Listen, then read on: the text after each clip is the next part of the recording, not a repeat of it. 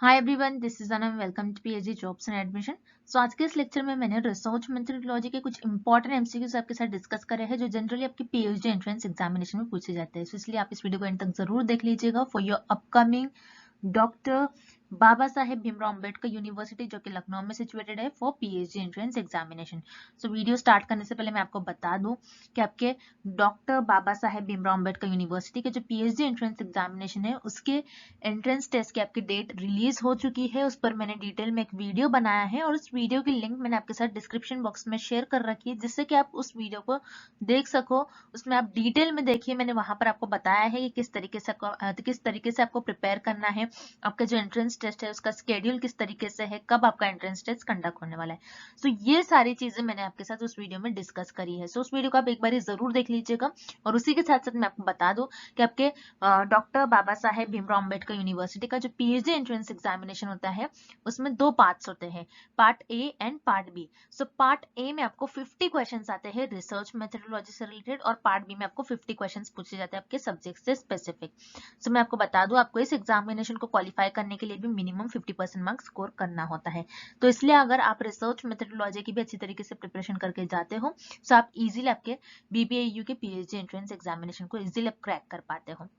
और उसी के साथ साथ मैं आपको बता दूं कि बहुत सारे स्टूडेंट्स के मुझे क्वेरीज आते हैं कि मैम हमने नेट, जीआरएफ, गेट ये सारे एग्जामिनेशन क्वालिफाइड कर रखा है तो क्या हमें इस यूनिवर्सिटी का पीएचडी एंट्रेंस एग्जामिनेशन देना होगा। तो मैं आपको बता दूं, यस, इस यूनिवर्सिटी में अगर आपने किसी भी टाइप के एंट्रेंस टेस्ट को क्वालिफाई कर रखा है जैसे यूजीसी नेट, सीएसआईआर, सो फिर भी आपको इस यूनिवर्सिटी का पीएचडी एंट्रेंस एग्जामिनेशन देना ही होता है। सो आप देख लीजिएगा अच्छी तरीके से आपका स्केड्यूल। और वीडियो को स्टार्ट करने से पहले मैं आपको शॉर्ट में बता दूं कि आपकी प्रिपरेशंस के लिए हमने रिसर्च मेथोडोलॉजी का कंप्लीट कोर्स लॉन्च कर रखा है जिसमें हम आपको full syllabus video lectures, notes, mock test and 1000+ practice MCQs PDF provide करते हैं। सो रिसर्च मेथोडोलॉजी का हम आपको सारा कंटेंट प्रोवाइड करते हैं हिंदी में भी as well as in English. So मैं आपको बता दूं, 2-3 यूनिवर्सिटी का प्रीवियसली पीएचडी एंट्रेंस एग्जामिनेशन हुआ था जिसमें स्टूडेंट्स का हमें फीडबैक आया है कि हमारे इसी कंटेंट से उनको डायरेक्टली 30 to 40 क्वेश्चंस पूछे गए थे आउट ऑफ 50। यानी अगर आपको बीबीएयू यूनिवर्सिटी में 50 क्वेश्चंस आते हैं और उसमें से आपको 30-40 क्वेश्चंस हमारे इसी कंटेंट से पूछे जाते हैं, सो इसका मतलब है कि आप आपके पीएचडी एंट्रेंस एग्जामिनेशन को इजीली क्रैक कर पाओगे। सो याद रखिएगा, मैं आपको गारंटी देती हूँ आपके एग्जाम में जो आपको क्वेश्चंस पूछे जाएंगे इसी कंटेंट से पूछे जाएंगे। सो हमारे इस कंटेंट को परचेस करने के लिए स्क्रीन पर जो आपको नंबर नजर आ रहा है उस पर आपको व्हाट्सएप के थ्रू कॉन्टैक्ट करना है और आप हमारे ऐप के थ्रू भी स्टडी मटेरियल को एक्सेस कर सकते हो। सो ऐप को एक्सेस करने के लिंक मैंने आपके साथ डिस्क्रिप्शन बॉक्स में प्रोवाइड कर रखी है। सो आप वहां से डायरेक्टली स्टडी मटेरियल को एक्सेस कर सकते हो। So that's it and let's begin with the video. हमारे इस रिसर्च मेथोडोलॉजी के कोर्स में हम आपको full syllabus video lectures, notes, 10 full syllabus mock test, 1000+ practice MCQs PDF provide करेंगे in both language, Hindi as well as in English.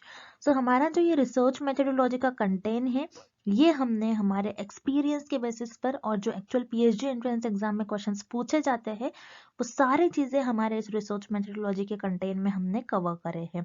तो आपको हमारा, अगर आप कोर्स परचेस करोगे, अगर आप हमारा कोर्स फॉलो करोगे तो आपको कुछ इस तरीके से हमारे रिसर्च मेथोडोलॉजी के कंटेंट में आपको प्रिपरेशन करना है कि आपको हमारे जो नोट्स है और जो मॉक टेस्ट इसको एक वीक में कवर कर लेना है।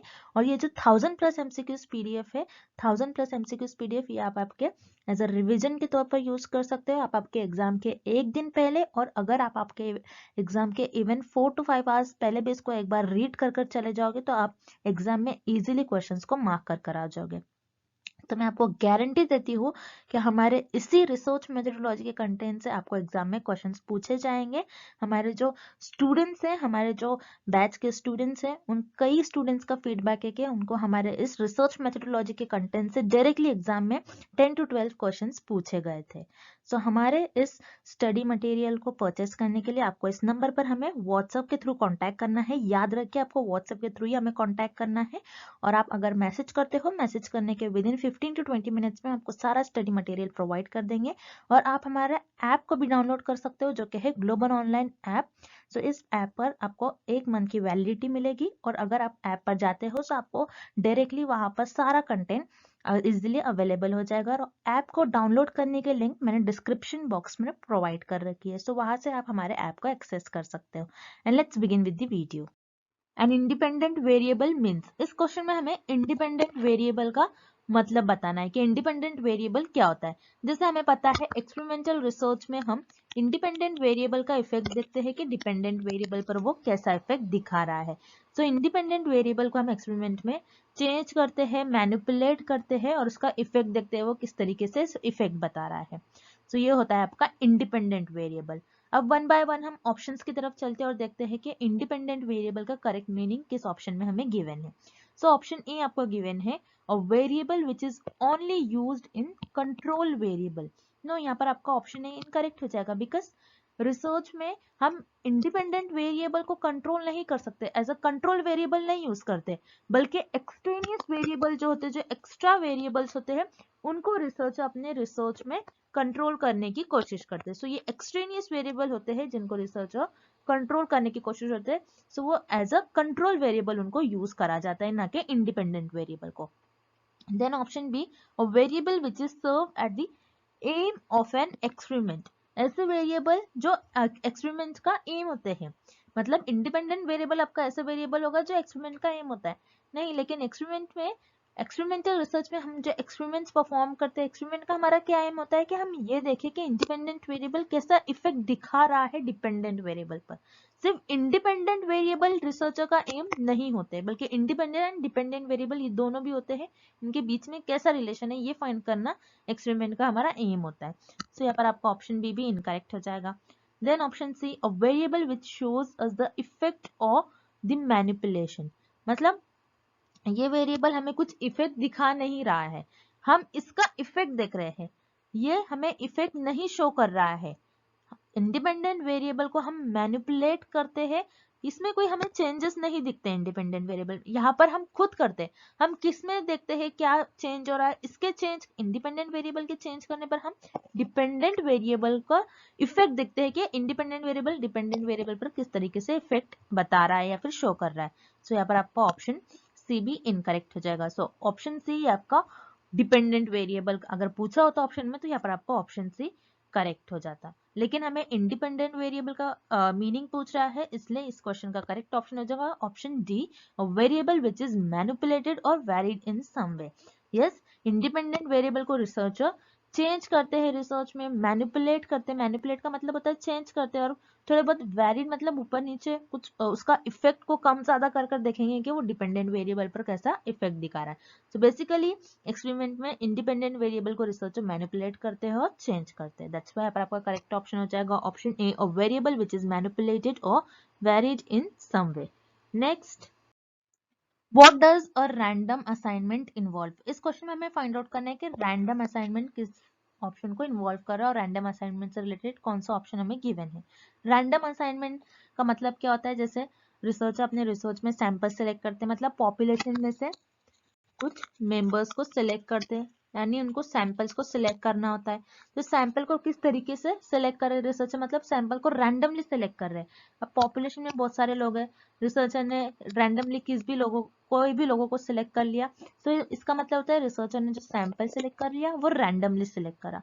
अगर रिसर्चर ऐसा करते हैं कि मैं इसी मेंबर को सिलेक्ट करूंगा पॉपुलेशन में से, या फिर इसी ग्रुप को सिलेक्ट करूंगा, इन 4-5 लोगों से मुझे इन्फॉर्मेशन अच्छी मिल सकती है, तो रिसर्चर यहाँ पर नॉन रैंडम वे से सैंपल्स को सेलेक्ट कर रहे हैं अपने जजमेंट, अपने कन्वीनियंस को आगे रखकर। और रैंडमली क्या होता है, डायरेक्टली रिसर्चर पॉपुलेशन में से कोई भी मेंबर्स को सेलेक्ट कर लेंगे, तो उसे हम कहते हैं रैंडम सिलेक्शन और रैंडम असाइनमेंट। अब वन बाय वन हम ऑप्शंस देखते हैं कि कौन सा ऑप्शन करेक्ट है related to random assignment. Option A, the researcher selecting a typical population और ग्रुप ऑफ पीपल।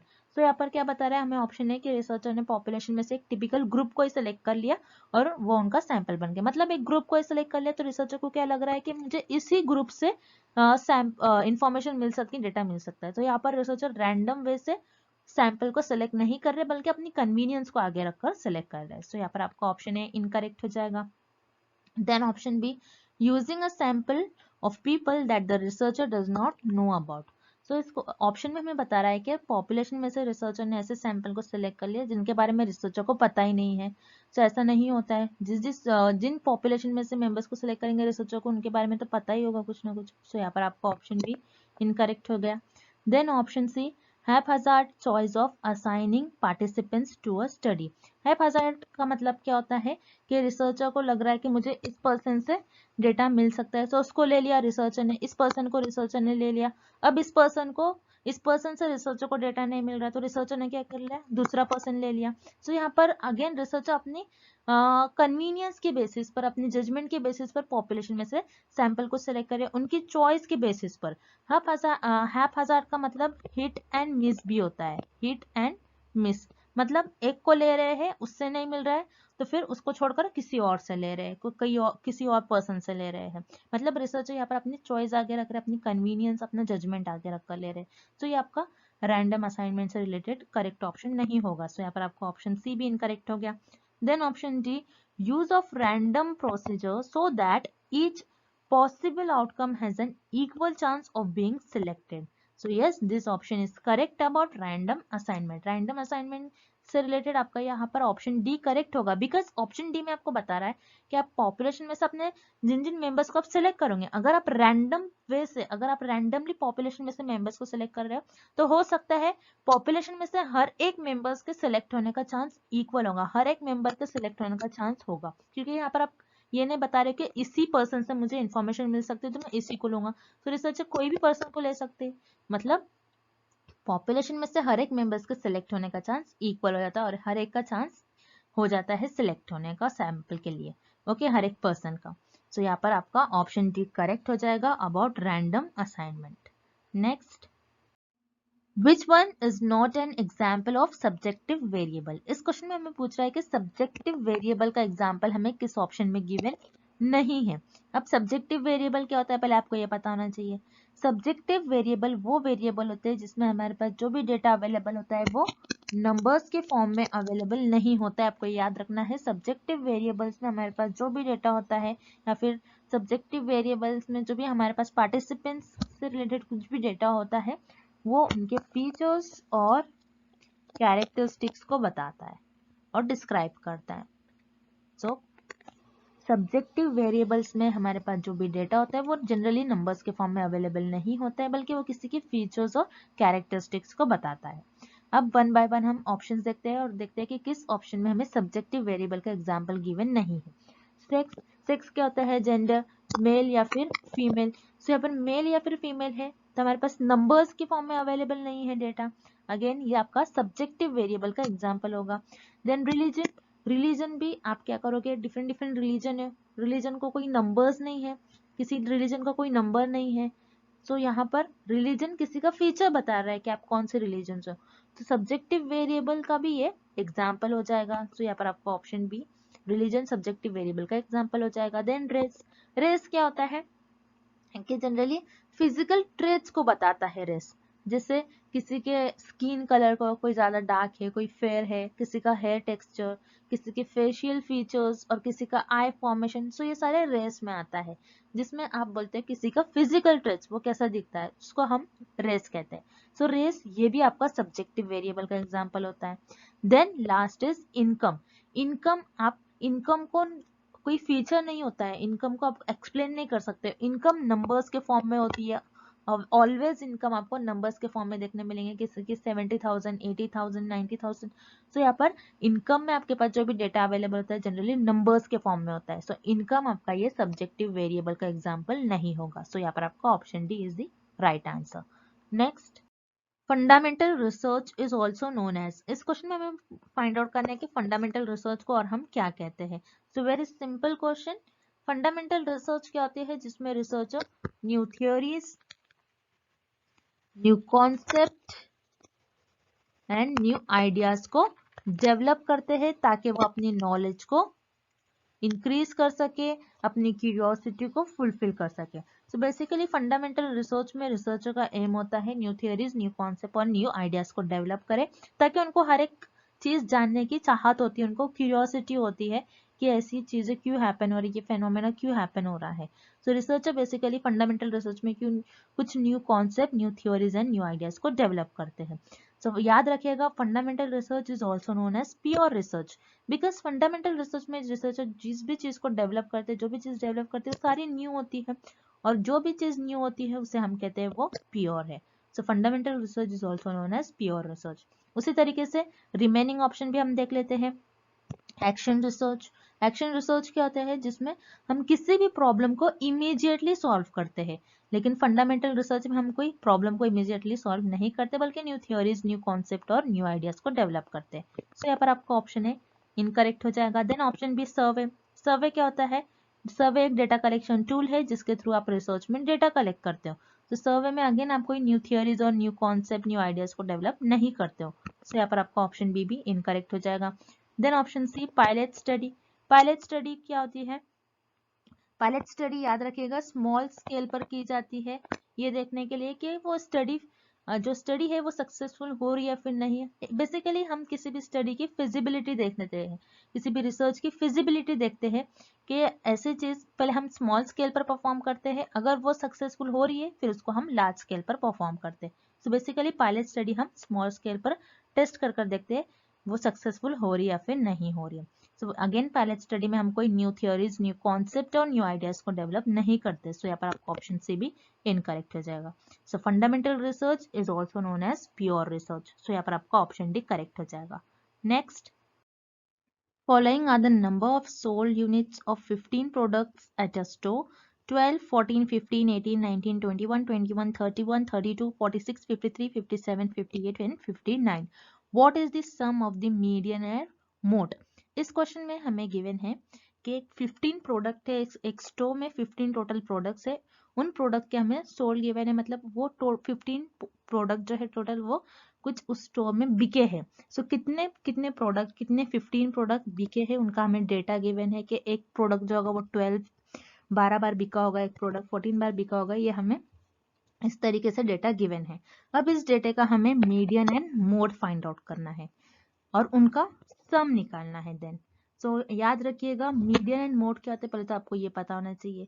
मीडियन क्या होता है कि आपके डेटे में जो मिडिल वैल्यू, आपके डेटे की मिडिल या फिर सेंटर वैल्यू का हम कहते हैं मीडियन।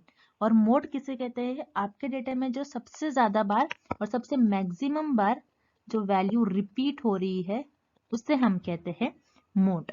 अब पहले हम मीडियन फाइंड आउट करते हैं। तो मैंने आपको प्रीवियस सारे लेक्चर्स में मीडियन को कैलकुलेट करने के कुछ स्टेप्स बताए हैं, बस आपको उन स्टेप्स को याद रखने हैं। तो मीडियन को फाइंड आउट करने का स्टेप 1 होता है आपको आपका जो डेटा है वो इंक्रीजिंग ऑर्डर में अरेंज करना होता है। तो यहाँ पर आपको जो डेटा गिवन है ऑलरेडी इंक्रीजिंग ऑर्डर में अरेंज कर हमें गिवन है, मतलब पहले छोटा नंबर है फिर उससे बड़ा बड़ा बड़ा एंड देन हाईएस्ट नंबर हमें गिवन है। तो यहाँ पर आपका जो डेटा है वो इंक्रीजिंग ऑर्डर में अरेंज है। देन स्टेप 2 हमें ये देखना है कि आपका जो डेटा है वो ऑड है या फिर आपका जो डेटा है वो इवन है। अगर आपका डेटा जो है ऑड होता है तो उस केस में आपकी जो सेंटर वैल्यू है, जो मिडिल वैल्यू है वो एक ही होगी। अगर आपका डेटा इवन है तो उस केस में आपकी सेंटर और मिडिल वैल्यू और मीडियन वैल्यू 2 होंगी एंड देन उसका आप एवरेज निकालते हो। जैसे कि यहाँ पर आपको 15 प्रोडक्ट्स का टोटल इन्फॉर्मेशन गिवन है, डेटा गिवन है, मतलब यहाँ पर आपको टोटल जो नंबर्स यहाँ पर गिवन है ये टोटल 15 है और 15 नंबर आपका ऑड होता है, तो उस केस में आपकी जो सेंटर वैल्यू होगी सिर्फ एक ही होगी। किस तरीके से आपको सेंटर वैल्यू निकालना है, जैसे अगर मैं लेफ्ट साइड से देखती हूँ, first, second, third, fourth, fifth, six, seven and eight position पर मेरा 31 नंबर आ रहा है। उसी तरीके से राइट हैंड साइड से अगर मैं देखती हूँ 1 2 3 4 5 6 7 एंड अगेन 8 पोजीशन पर मेरा 31 आ रहा है। अगर मैं लेफ्ट हैंड साइड से देखूँ या फिर राइट हैंड साइड से देखूँ, जो मेरा सेंटर और जो मेरा मिडिल नंबर आ रहा है वो 31 ही है।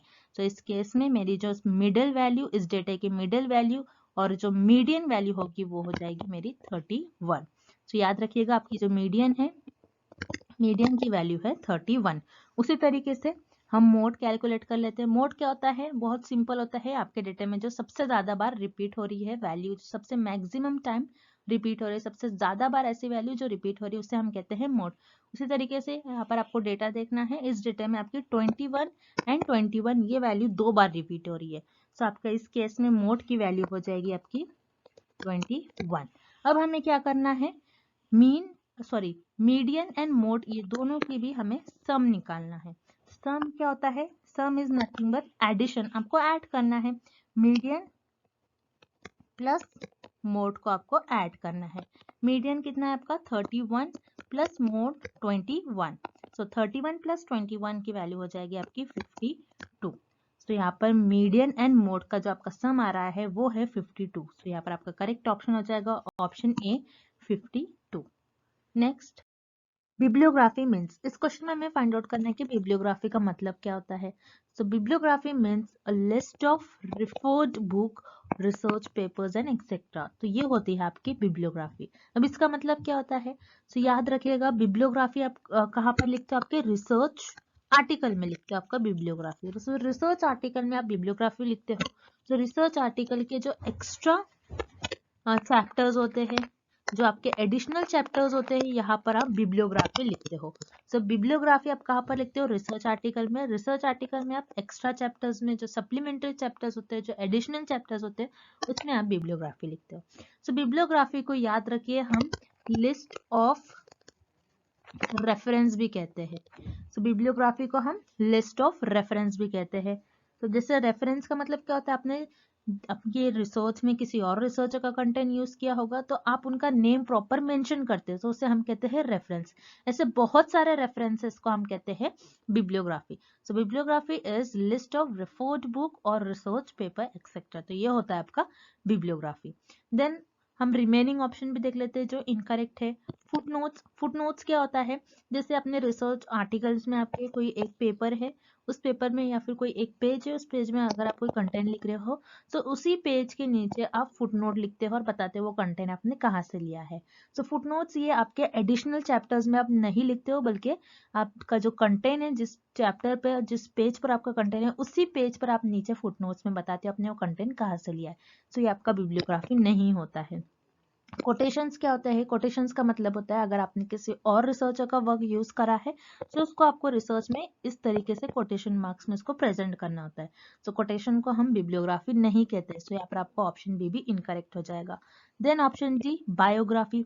बायोग्राफी क्या होता है, किसी पर्सनैलिटी की लाइफ स्टोरी को लिखना, उनकी लाइफ स्टोरी को डिस्क्राइब करना, उससे हम कहते हैं बायोग्राफी। बायोग्राफी किसी पर्सनैलिटी को, किसी पर्सन के लाइफ के बारे में अगर आप लिखते हो तो उसे हम कहते हैं biography. So bibliography and biography ये दोनों बहुत अपोजिट वर्ड है। सो ऑब्वियसली यहाँ पर आपको ऑप्शन डी भी इनकरेक्ट हो जाएगा। So here correct option is option C, list of referred book, research paper and etcetera. Next, if the other researcher's material is used without acknowledgement it is called। इस question में हमें एक definition given है, हमें find out करना है ये definition किस ऑप्शन की डेफिनेशन होगी। अभी इस डेफिनेशन में हमें गिवन है कि अगर आपने आपके रिसर्च में किसी और रिसर्चर का मटेरियल यूज करा, उनको विदाउट एक्नॉलेजमेंट, उनको मेंशन किए बिना, उनका नेम प्रॉपर साइट किए बिना, देन वो किस चीज की डेफिनेशन हो जाएंगे, उसे हम क्या कहते हैं रिसर्च में, हमें ये फाइंड आउट करना है। तो याद रखिएगा अगर आप रिसर्च में किसी और रिसर्चर का मटेरियल यूज कर रहे हो, उनका कंटेंट, उनका इंफॉर्मेशन यूज कर रहे हो without citing them, without acknowledging them, उनका आप नाम नहीं लिख रहे हो, प्रॉपर उनको साइट नहीं कर रहे हो, तो वो हो जाता है आपका plagiarism. So this is the definition of plagiarism. अब रिमेनिंग जो ऑप्शन है हम वो भी देख लेते हैं। Option A, acknowledgement. एक्नॉलेजमेंट क्या होता है, जैसे आप रिसर्च आर्टिकल लिखते हो और ये बताते हो, रिसर्च आर्टिकल में एक एक्नॉलेजमेंट लिखते हो जिसमें आप ये बताते हो कि आपके रिसर्च ड्यूरिंग में आपकी जो भी प्रॉब्लम थी, उस प्रॉब्लम में आपकी जिसने भी हेल्प करी, जिन जिन पर्सन ने, आप उनको प्रॉपर एक्नॉलेज करते हो। तो यहाँ पर आप एक्नॉलेज, विदाउट एक्नॉलेज आ रहा है, तो यहाँ पर आप नेम ने मेंशन कर रहे हो किसी और रिसर्चर का, तो ऑब्वियसली यहाँ पर आपका ऑप्शन इनकरेक्ट हो जाएगा। Then option B, index. No, index क्या होता है, जैसे आपने आपकी बुक में भी देखा होगा, इंडेक्स में आपको बताया जाता है कि आपकी जो बुक है उसमें कौन से चैप्टर कौन से पेज पर लिखे होते हैं, ये मेंशन किया जाता है। तो यहाँ पर आपका ऑप्शन बी भी इनकरेक्ट हो जाएगा। Then option C, footnotes. Footnotes क्या होता है, जैसे आप किसी रिसर्च आर्टिकल में किसी पेज पर आप कोई कंटेंट लिख रहे हो, तो उसी पेज पर आप नीचे फुटनोट लिखते हो और ये बताते हो कि वो कंटेंट किस रिसर्चर का कंटेंट था या फिर आपने कहाँ से वो कंटेंट लिया है, तो ये सब आप फुटनोट्स में लिखते हो। सो फुटनोट्स भी इस क्वेश्चन का करेक्ट आंसर नहीं होगा। सो ये जो डेफिनेशन है जिसमें ये बताया गया है कि अगर आप किसी और रिसर्चर का मटेरियल कंटेंट यूज कर रहे हो विदाउट एक्नॉलेजिंग देम, तो उसे हम कहते हैं प्लेजियरिज्म। सो यहाँ पर आपका ऑप्शन डी करेक्ट हो जाएगा। Next, if we select the sample unit in just a hit and miss fashion, this method of sampling is called। इस क्वेश्चन में हमें फाइंड आउट करना है कि अगर हम पॉपुलेशन में से सैंपल्स, हमारे सैंपल्स यूनिट किस तरीके से कलेक्ट कर रहे हैं, just hit and miss fashion, hit and miss way से हम इस मेथड से हमारे सैंपल्स को सिलेक्ट कर रहे हैं। सो ये हमारी कौन सी सैम्पलिंग की डेफिनेशन होगी। सो हिट एंड मिस का मतलब पहले तो आपको पता होना चाहिए। हिट एंड मिस का मतलब क्या होता है, ये हम एक एग्जाम्पल के थ्रू समझते हैं। मान लीजिए मैं रिसर्चर हूँ, मुझे रिसर्च करनी है, मुझे ये देखना है कि इस पर्टिकुलर शॉप से, ये जो पर्टिकुलर शॉप है, इस पर्टिकुलर शॉप से कितने पर्सन ऐसे हैं जो डव सोप यूज करते हैं। तो मैं क्या करूंगी, इस पर्सन से इंफॉर्मेशन लूंगी कि इस पर्सन को मैं पूछूंगी कि आप कौन सा सोप यूज करते हो। अगर इस पर्सन से मुझे रिस्पॉन्स नहीं मिला तो मैं इसको छोड़ दूंगी, मैं इसको मिस कर दूंगी एंड देन मैं दूसरे पर्सन को पकड़ लूंगी, मैं दूसरे पर्सन को हिट कर लूंगी, मैं दूसरे पर्सन से इंफॉर्मेशन कलेक्ट करने की कोशिश करूंगी, मैं उनसे पूछूंगी कि आप कौन सा सोप यूज करते हो। अगर इसने मुझे इंफॉर्मेशन नहीं दी तो मैं इस पर्सन को लूंगी। उसी तरीके से मैं किसी भी पर्सन को लूंगी, अगर मुझे जिस पर्सन से इंफॉर्मेशन मिल सकती है मैं उस पर्सन को लूंगी, अगर जिसने मुझे इंफॉर्मेशन नहीं दिया तो मैं उसको छोड़ दूंगी, जिसने मुझे इंफॉर्मेशन दिया तो मैं उससे इंफॉर्मेशन कलेक्ट करने की कोशिश करूंगी। तो ये होता है आपका हिट एंड मिस फैशन में अपने सैंपल्स को सिलेक्ट करना। सो इस तरीके से आप कन्वीनियंस और एक्सीडेंटल सैम्पलिंग में आपके सैंपल्स यूनिट्स को चूज करते हो। याद रखिएगा, एक्सीडेंटल सैम्पलिंग को हम कन्वीनियंस सैम्पलिंग भी कहते हैं। सो एक्सीडेंटल सैम्पलिंग में आप क्या करते हो, एक्सीडेंटल सैम्पलिंग में आप रैंडमली किसी भी पर्सन के पास जाओगे, आप बताओगे, उससे कहोगे कि आपको जैसे कोई भी टॉपिक पर अगर आप रिसर्च करो, जैसे मैंने यहाँ पर मुझे डव सोप पर रिसर्च करनी थी कि कितने लोग डव सोप यूज कर रहे हैं। सो मैं एक पर्टिकुलर शॉप में गई और मैं वहां से पर्सन से एक एक पर्सन से मैंने इंफॉर्मेशन कलेक्ट करने की कोशिश की। जिसने मुझे इंफॉर्मेशन नहीं दी मैंने उसको मिस कर दिया, देन मैंने दूसरे पर्सन को ले लिया और मैं उनसे डेटा कलेक्ट करने लगी। तो ये होता है आपका एक्सीडेंटल सैम्पलिंग। सो याद रखिएगा, एक्सीडेंटल सैम्पलिंग ज्यादातर आप मार्केटिंग में यूज करते हो। So this is the definition of convenience और एक्सीडेंटल सैम्पलिंग। सो यहाँ पर आपका ऑप्शन ए करेक्ट हो जाएगा। Then option B purposive sampling. Purposive sampling में आप क्या करते हो, आपके पर्पस के अकॉर्डिंग पॉपुलेशन में से मेंबर्स को चूज करते हो। जैसे आपका पर्पस ये है कि मुझे स्मोकर्स पर स्टडी करना है, तो पॉपुलेशन में से आप सिर्फ ऐसे ही मेंबर्स को लेंगे जो स्मोकिंग करते हो, आप रैंडमली किसी भी लोग को नहीं लोगे, आपके पर्पस के अकॉर्डिंग। सो ये होता है आपका पर्पसिव सैम्पलिंग। सो यहाँ पर आपका ऑप्शन बी इनकरेक्ट है। So this is the definition of accidental sampling, not purposive. Then option C stratified sampling. Stratified sampling में आप क्या करते हो, heterogeneous ग्रुप को homogeneous सब ग्रुप्स में डिवाइड कर कर एंड देन वहां से आप आपका सैंपल्स चूज करते हो रैंडमली। अगेन यहाँ पर आप कोई ग्रुप नहीं बना रहे हो, कोई हेट्रोजीनियस पॉपुलेशन नहीं है। सो यहाँ पर this is not the definition of stratified sampling. उसी तरीके से प्रोपोर्शनेट सैम्पलिंग, जिसे हम कोटा सैम्पलिंग भी कहते हैं। कोटा सैम्पलिंग में भी आप क्या करते हो, बहुत लार्ज पॉपुलेशन होती है, देन उसको ग्रुप्स में डिवाइड करते हो, देन अपनी कन्वीनियंस और जजमेंट के बेसिस पर पॉपुलेशन में से मेंबर्स को सिलेक्ट करते हो। सो अगेन यहाँ पर ऑप्शन डी भी आपका इनकरेक्ट हो जाएगा। So here this is the definition of convenience और एक्सीडेंटल सैम्पलिंग। सो यहाँ पर आपका ऑप्शन ए करेक्ट हो जाएगा। Next, research based on experiment and observation is called. इस क्वेश्चन में हमें फाइंड आउट करना है कि ऐसी रिसर्च जो एक्सपेरिमेंट एंड ऑब्जर्वेशंस पर बेस्ड होती है उस रिसर्च को हम क्या कहते हैं। तो याद रखिएगा, ऐसी रिसर्च जिसमें रिसर्चर एक्सपेरिमेंट परफॉर्म करते हैं और रिसर्चर अपने ऑब्जर्वेशंस और एक्सपीरियंस की बेसिस पर रिसर्च परफॉर्म करते हैं, उस रिसर्च को हम कहते हैं एम्पायरिकल रिसर्च।